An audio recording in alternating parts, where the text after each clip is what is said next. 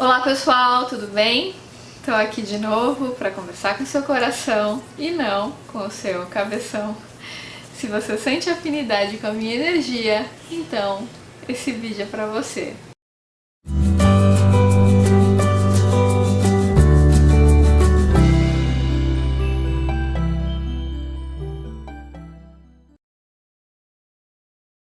Gente, quero lembrar todas que no dia 10 de novembro tem Foco no Afeto presencial em Brasília.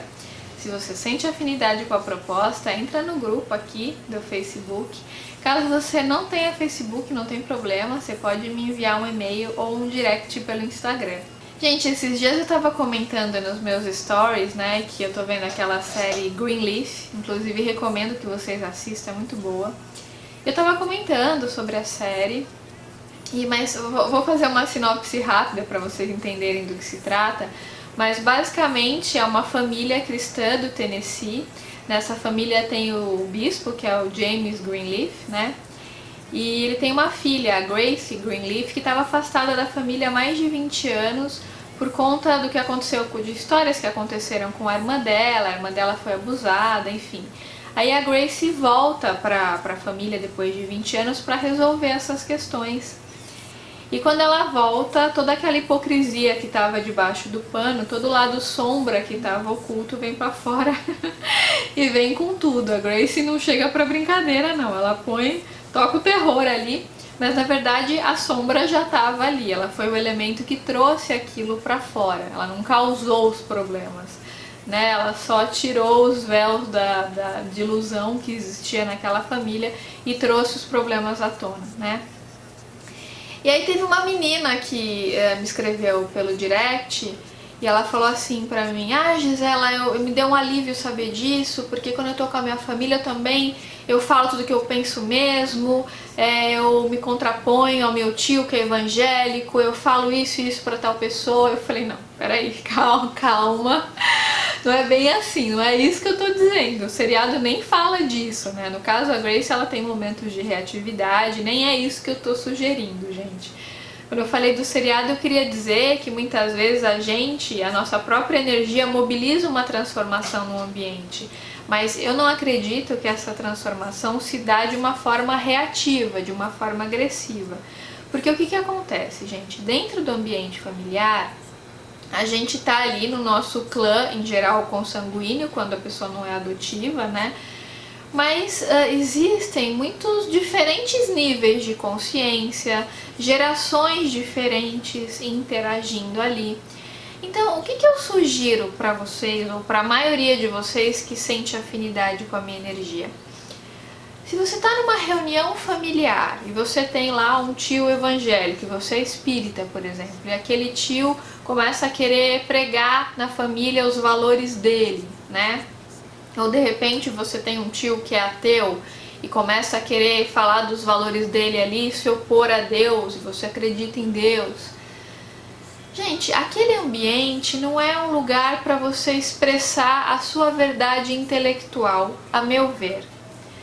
Porque sempre que você expressa alguma verdade como sendo uma reação ao que alguém falou, você está sendo reativo, como fala o Osho. Quando você responde de acordo com a sua própria consciência, você está dando uma resposta. Só que, em geral, dentro de ambientes familiares, onde tem muitas oposições de ideias, tem muito conflito energético ali. Acaba tendo muita disputa de ego, muita disputa de poder. A gente sabe que tem muitos clãs familiares que são verdadeiras trincheiras, como falam ali, né? Aquelas pessoas com níveis de consciência diferentes, com pouca afinidade, em geral, são obrigadas por questões sociais a conviver. Então tem muitas famílias que têm problemas. E para quem acredita, problemas que já vêm de outras vidas, enfim. Então, se você faz daquele lugar um ambiente para você expressar uma opinião se opondo reativamente a alguém, você vai criar um campo de guerra ali. Não é a hora de fazer isso. Muitas vezes a melhor ajuda que a gente pode dar para alguém é fazer uma oração para o anjo de guarda dessa pessoa, é emanar uma energia positiva. Mas quando a gente tenta expressar a nossa verdade de uma forma reativa, de modo intelectual, em geral, o outro vai se fechar para nos ouvir. Porque ele já está tão fechado com aquela ideia dele, né? Ele tem aquela ideia tão arraigada que tudo o que você disser, ele vai interpretar de um jeito torto, ele não vai nem ouvir o que você está falando, ele vai esperar você terminar isso quando espera, porque pode ser que nem espere. Ele já vai rebater aquilo que você está falando para impor a verdade dele. Em geral, quando as pessoas estão muito fixas numa forma de pensamento, elas não estão abertas a ouvir. Por isso que eu falo para vocês, gente, que a transformação real, a meu ver, ela se dá a nível energético, a nível vibracional e não a nível intelectual. Se você quer mostrar para alguém que a meditação te faz bem, medite. Essa pessoa vai chegar perto de você, ela vai ver que você tem um olhar de amor, que você passa uma alegria, uma leveza, que você conquistou várias coisas bacanas na sua vida com serenidade. Ela vai se questionar, vai falar, nossa, o que será que essa pessoa está fazendo? Aí pode ser que ela te pergunte, nossa, você é tão calma, você é tão serena, você é tão amorosa, como é que você como é que você fez para desenvolver isso? Eu te conhecia antes, você era tão reativa, você mudou tanto, o que você fez? A nossa verdade expressa no corpo, no olhar, na postura, no tom de voz, no jeito, é a melhor propaganda de qualquer filosofia de vida que a gente tenha, de qualquer trabalho que a gente tenha feito. Então eu acho que nada melhor do que a nossa presença física, a transformação do nosso olhar, o nosso sorriso, a nossa alegria expressa, para as pessoas verem que muitas das coisas que a gente fala funciona. Agora, se você chega virado no giraia, né, querendo impor a sua verdade para outra pessoa, sendo que aquela pessoa nunca viveu aquela experiência, aquela pessoa está num outro nível de consciência, ela tem uma outra percepção. Se você chega querendo impor, ela vai se fechar, ela não vai nem ouvir o que você está falando. Principalmente, gente, dentro de família, onde os níveis de consciência são tão heterogêneos, onde há tanta diferença de percepção, onde há muita disputa de poder que às vezes é óbvia, às vezes é velada, né? Então a gente sabe que esse convívio social que as pessoas são obrigadas a ter, aprendem desde criança. Ah, família é tudo, família não sei o que. Gente, família, como falou ali, foi o melhor que a gente conseguiu fazer até hoje, mas não é a nossa excelência. A humanidade deveria ser toda uma família, a gente não deveria se ater apenas a laços consanguíneos, mas principalmente ao grau de afinidade. Porque quando a gente coage convivências entre pessoas, né, com baixo grau de afinidade, quando a gente impõe essa convivência, isso acaba sendo muitas vezes um estupro energético para muita gente. As pessoas se sentem coagidas a terem que amar alguém porque tem um laço consanguíneo com essa pessoa. Como é que você pode obrigar alguém a amar, gente? Tem até uma passagem do livro do Osho, o Viva a Sua Própria Maneira, que ele fala de uma época que ele viveu num mosteiro, se não me engano. Ele foi levado para esse mosteiro para dar aula de sânscrito, mas foi um erro do governo, porque ele não sabia dar aula de sânscrito, ele não era professor disso. Mas aí ele chegou naquela escola, né, e aí ele foi ficar no alojamento dos alunos, porque não tinha vaga para ele no alojamento de professor, e os alunos não sabiam que ele era um professor, porque ele não tinha começado a ensinar. Até o governo mudar ele de lugar, ia levar um tempo, então ele ficou meio que camuflado ali no meio dos alunos, só que ele era um professor, na verdade. E aí tinha regra nesse lugar de que as pessoas tinham que acordar 4 horas da manhã, tomar um banho gelado, fazer oração. E os meninos, eles faziam isso diariamente, mas faziam reclamando, xingando, né? E o líder da escola mesmo não fazia isso, ele acordava 4 horas da manhã, ele estava dormindo, né? E os meninos ficavam fazendo as orações com raiva. Aí o Osho chegou lá pro coordenador da escola e falou assim, olha, eles estão reclamando muito, eles não gostam de fazer as orações, eles não querem fazer, eles xingam, falam um monte de palavrão.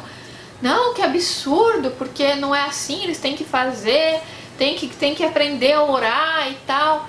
Aí o Osho falou assim, ele falou, você não pode obrigar ninguém a orar, as pessoas têm que orar espontaneamente, não porque tem uma imposição ali, não deixa de ser uma oração, acaba sendo uma briga, né? E aí ele solicitou lá pro coordenador da escola para tirar essa regra. Ele falou assim, olha, eu sugiro que você tire essa regra e aí reza quem quiser rezar.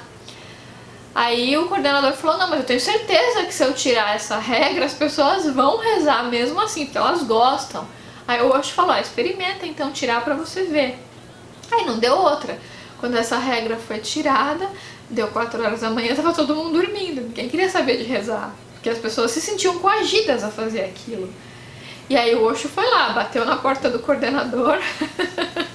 Ele foi falar, olha, tá todo mundo dormindo, não tem ninguém rezando não, depois que você tirou essa regra. Então ele foi confrontar a pessoa, né, assim, amorosa e generosamente, para mostrar que não é pela imposição que as pessoas vão fazer uma oração, mas tem que ser algo espontâneo, tem que ser algo que vem de dentro. O amor é a mesma coisa, né, gente? Tem que ser uma coisa natural, espontânea. Você não pode falar assim pra uma criança, você tem que amar sua mãe. Tudo bem, você tem que respeitar, mas tem que amar? Como assim? Como é que você vai brotar um amor forçado dentro de você? Se é forçado, se é protocolar, não é amor, né, gente? Não, porque você tem que amar. Gente, que mundo louco é esse, sabe? Se tem regras, tem condicionamento, não é mais amor. O amor tem que surgir de dentro espontaneamente, é algo que vem daqui. Não tem como você racionalizar, enquadrar, colocar numa caixinha. Então, o que acontece muito nas relações familiares é que existem muitas obrigações protocolares que estão muito mais ligadas a condicionamentos sociais do que ao afeto genuíno. E, em geral, as pessoas exercem esses protocolos porque elas vão pagar um preço tão grande se elas não exercerem, que elas acabam se submetendo a um convívio indigno por obrigação social, se sentem mal, se sentem muitas vezes invadidas energeticamente. E aí tem gente que às vezes por falta de percepção vai querer naquele ambiente bélico que está ali funcionando como uma trincheira com pessoas com diferentes níveis de consciência, a pessoa vai querer expressar a própria verdade ali no meio. Pediu para tomar tiro. Você está num campo de guerra, você tem que saber lidar. Você não pode ir falando qualquer coisa que vem na sua cabeça e achar que você não vai pagar um preço por isso. Você até pode falar, mas depois você aguenta o preço que você vai ter que pagar. Tem que avaliar se realmente vale a pena. Eu me lembro de uma amiga que é vegetariana e na época do Natal tava todo mundo rezando, né? Tava todo mundo rezando em volta da ceia ali de Natal e tinha peru, tinha um monte de bicho morto pra ela, ela olhava aquilo, ela viu um monte de cadáver, né? E o pessoal rezando em volta. Gente, eu tô rindo porque é muito bizarro. Aí o pessoal rezando em volta da ceia e ela falando assim, no meio da reza, estão rezando, mas tem um monte de cadáver em cima da mesa. Que hipocrisia é essa? Eu entendo que pra você que tem uma filosofia de vida que é muito relevante pra você, aquilo é uma verdade, mas as pessoas que você convive, elas têm percepções diferentes. Se você quer mostrar pra alguém que o vegetarianismo é interessante, é uma ideologia que pode ser interessante, que pode ajudar as pessoas a expandirem a consciência, enfim, a promover a paz, que bacana, então exerça isso na sua vida e expresse isso, expresse a sua luz, a sua amorosidade, a transformação que isso causou na sua vida. Fale dos benefícios que isso causou para as pessoas, mas não chegue condenando as pessoas, impondo a sua verdade, porque aí não só elas não vão ouvir o que você está falando, como vão ficar com raiva de você. E você ainda vai passar uma imagem de chato, fundamentalista, que está querendo impor as suas ideias e que não respeita o outro. Se você tem algo que você exerce na sua vida que é bacana para você, então expresse com amorosidade no olhar. Mas não queira impor para ninguém, porque as pessoas não ouvem ninguém que está impondo algo. As pessoas tendem a ficar com muita raiva de quem faz isso, porque a pessoa sai da empatia, ela já chega com aquela verdade absoluta. O Marshall Rosenberg, ele fala muito isso no Comunicação Não Violenta. Então, em relações familiares, principalmente, a gente precisa ler, reler, ler de novo, depois reler esse livro da Comunicação Não Violenta para a gente saber se comunicar nesse ambiente de consciências tão heterogêneas e não chegar querendo impor a nossa verdade, não. Se algum tio seu, sei lá, sua mãe, seu pai, seu irmão, seu primo, se ele perguntar para você, eu vi isso que você está fazendo, esse negócio de meditação, me conta mais um pouco como é que é isso? Aí sim, ele abriu um espaço, ele te perguntou. ele tá te dando a chance de falar nesse assunto. Aí sim você pode falar para essa pessoa específica que te perguntou e que mostrou interesse. Mas se a pessoa não tá aberta, se ela tem opiniões muito contrárias e você chega confrontando, principalmente dentro do ambiente familiar, é chamar pra briga, gente. Não tem necessidade de fazer isso, a menos que você sinta no seu coração que tem que fazer. Mas aí vai ser uma resposta, não vai ser uma reação. Quando você tá reagindo, você é um escravo do outro. Você tá reproduzindo o passado. Quando você tá respondendo, você tá conectado com a sua essência, com a sua consciência do momento. Gente, é isso. Se você gostou desse vídeo, deixa seu like aqui pra mim. Compartilha com seus amigos e se inscreve no canal se ainda não tiver se inscrito. Um grande beijo e até os próximos vídeos.